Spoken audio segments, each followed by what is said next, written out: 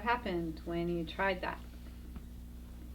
Were you able to use the flags and the feelings and the magnifications, and what happened?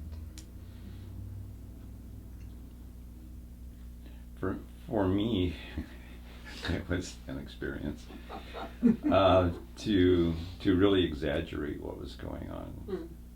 And I was laughing as part of my discharge, and so you took that deeper and made me express it even more. Mm-hmm. And it was interesting to feel what was going on and how it was actually releasing what was going on inside. Getting the movement to happen. Exaggerating the movement and doing all, which is not something I do a lot of. Right. So it was counter to what I normally do, but it was good. And so when it's counter to what the person normally does, you really have to like be coaching them a lot, because you'll say, do this a little bit, and they'll do it a couple times and then they'll stop. And you're like, no, let's do that some more. Mm-hmm. And I heard someone in the last class say a great prompt. They said, you don't have to stop doing that. And I thought that was a really great way to say it, because we have been told that we have to stop doing that. So it's Right. instead of, well, do that more, you could say, well, you don't have to stop. Mm-hmm. Yeah, I thought that was great. Invitation. Uh-huh. What did other people notice? Well, I noticed because we were watching for the flags that I was watching for my own flags as the client as well. Mm-hmm.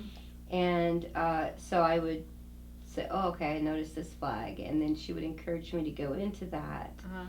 And what I noticed, and I'd forgotten about, but it was a reminder, was that whenever you go into that issue, then and it's complete, then another issue, and then another issue. So I noticed for me that what was locked in one gesture, when I allowed it to be freed from that gesture, it found another way to lock in another part of my body, and then another way to lock in another part of my body.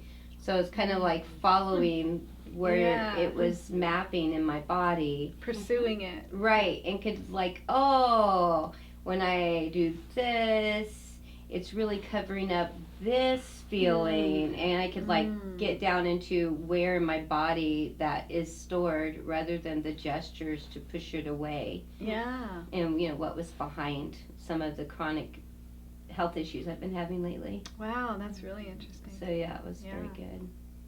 And it actually started with, I mean, she actually told me what she told me she noticed she was clenching her teeth, and I didn't know that. You can tell. But I was like, oh great. Good to know. Glad you told me, Yeah. So we went with that. So you did it more Yeah. and felt the feelings around it. Yeah. Yeah. Yeah. Very effective to chase that. Mm-hmm.